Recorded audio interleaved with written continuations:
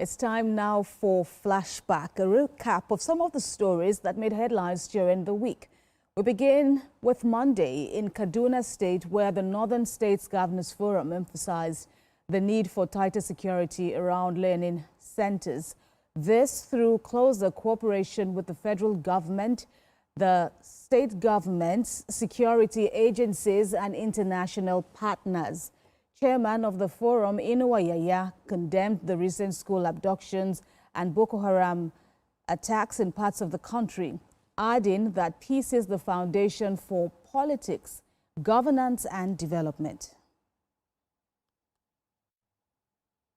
The situation in northern Nigeria has escalated from a localized challenge to a national and existential threat.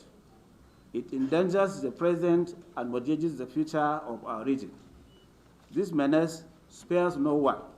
It consumes the poor and the rich, the Muslims and the Christians, the young and the old. Now is not the time for politics or politicking. Your Excellencies, our region has come far. We are dismantling all obstacles and building new pathways of cooperation and development. And that same day, the FCT Police Command prevented what could have been a major mass abduction in Abuja, killing 3 armed bandits and recovering weapons during an intelligence-led operation. The police launched a coordinated offensive after credible intelligence revealed that a notorious kidnap syndicate was preparing to attack a community before December the 1st.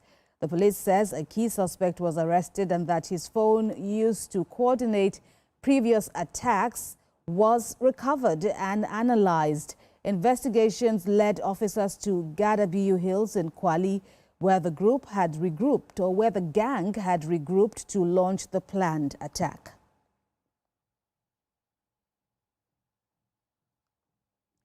Tuesday now, where in a decisive move, President Bola Tinubu nominated retired General Christopher Musa as Nigeria's Minister of Defense. His nomination followed the resignation of Abubakar Bagudu as the Minister of Defense.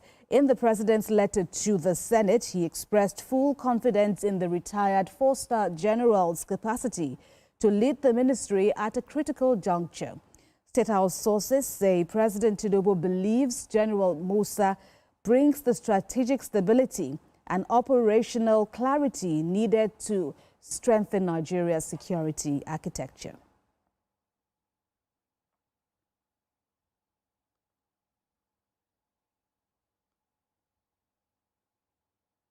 Also that day, President Tinubu officially launched the 2026 Armed Forces Remembrance Day emblem at the State House in Abuja. The ceremony honors fallen soldiers as well as commended troops on the front lines and reinforced the government's commitment to military welfare and national security.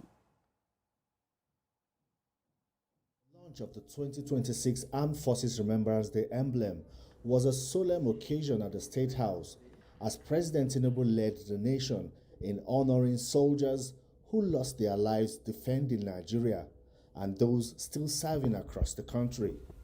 From counter-terrorism operations in the northeast to anti-banditry missions in the northwest and naval patrols in the Gulf of Guinea, President Tinubu said the courage of Nigerian troops remains central to the country's security gains. I remain committed to equipping and motivating our military. Security is a central pillar of the Renew Hope agenda. The president also announced a new defense ministry initiative to enlist retired military personnel in efforts to reclaim ungoverned spaces nationwide, an effort aimed at restoring normalcy to vulnerable communities. To involve the public, the ministry has launched a Thank a Soldier QR code platform, allowing Nigerians at home and abroad to send messages of appreciation directly to deployed troops. Our commitment to safeguarding the lives and property of all Nigerians remains absolute. Donations to the Emblem Appeal Fund included President Tinubu's 200 million naira contribution, Senate President Godswill Akpabio's 100 million naira contribution and FCT Minister Nyesom Wike's 20 million naira. On behalf of the veterans, on behalf of the widows, on behalf of those still in the bush, they don't know whether they are coming back home or not, that they should please wear the emblem and donate for them. As preparations begin for the January 15 Remembrance Day, the president urged Nigerians to wear the emblem with pride, describing it as a symbol of courage and eternal gratitude to its military heroes. On Wednesday now, the Senate confirmed the nomination of former Chief of Defense Staff, General Christopher Musa, as Nigeria's new Minister of Defense. Retired General Musa was confirmed after more than 4 hours of intense screening by the lawmakers. The Senate chamber was unusually charged as lawmakers began the screening of General Christopher Musa, one of the most consequential defense appointments in recent years. Over 4 hours, senators drilled the former defense chief on intelligence failures, troop morale, ransom payments, and the rising sophistication of criminal gangs. They demanded not just plans, but measurable solutions. As Minister of Defense, can you propose to Mr. President the need to have a reserve army? I'm aware that the armed forces have been armed strong in recent times because they have not been able to deploy fully because there are arguments about whether we are dealing with terrorism or banditry. Your appointment is a bold statement, even to enemies of Nigeria outside Nigeria, who sought to polarize our country along religious lines. General Musa, calm but firm, pledged an uncompromising war on terror and dismissed any possibility of negotiating with criminal groups, insisting that ransom payments only strengthen terror networks. The Senate has just set up a committee to find out from the cry of the governor of Kebbi who gave the order for the soldiers who had prior information. I want to assure Nigerians that we will not stand by and see terrorists have the capacity to do such. We're going to go after them fully, working together with all the security agencies. The armed forces also has a way, and then from the defense, we're going to make sure that we continue with the oversight over their activities. Earlier, the Senate passed a crucial anti-kidnapping bill for second reading. If eventually signed into law, kidnapping will be legally classified as an act of terrorism, attracting the death penalty. General Musa closed his remarks with a promise he will not relent until peace is restored and Nigerians regain confidence in their country's security system. Is it the view of the Senate that this nominee be allowed to take a bow and leave? Those in support say aye. Those against say nay. The ayes have it. May now take a bow. Flashback to Thursday now in Abuja, where the new Minister of Defense, General Christopher Musa, was sworn in by President Bola Tinubu in what is called one of the toughest national assignments of the decade. President Tinubu laid down clear directives for the new minister. Musa is barely hours into his job, yet the weight of a nation in fear, frustration and fatigue already hangs on his shoulders. A country battling banditry in the northwest, insurgency in the northeast, kidnappings across the middle belt and rising violent crime in urban centers now looks to President Bola Tinubu's latest appointee to help turn the tide.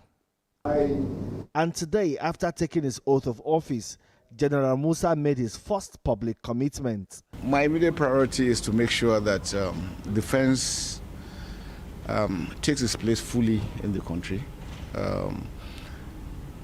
The synergy between the armed forces, and other security agencies, and all Nigerians being carried along, as we have always said, that security is everybody's responsibility.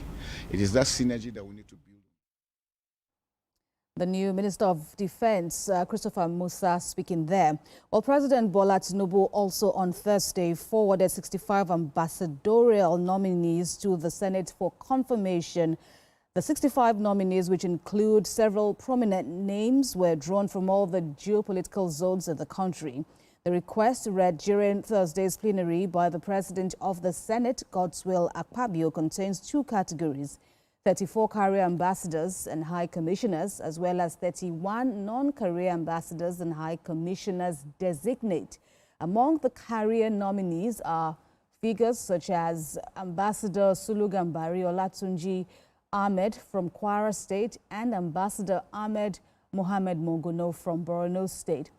In the non-career category, the list features former lawmakers and senior military officers, including Senator Ita Enang, retired Vice Admiral Ibokete Ibas, and former Chief of Army Staff, Lieutenant General Abdul Rahman Dambazau. The Senate President referred the list to the Committee on Foreign Affairs for screening, with a mandate to report back within 1 week. And on Friday, in a major political shakeup, 17 members of the Rivers State House of Assembly defected from the People's Democratic Party to the All Progressives Congress. The lawmakers formally announced their new party during plenary on the floor of the House. They all cited the crisis and division in the PDP as reasons for their decision. With the PDP reduced to 10 members now, the APC now controls the majority in the Rivers State Legislature. The lawmakers' defection also sparks speculations about Governor Siminalayi Fubara's next move.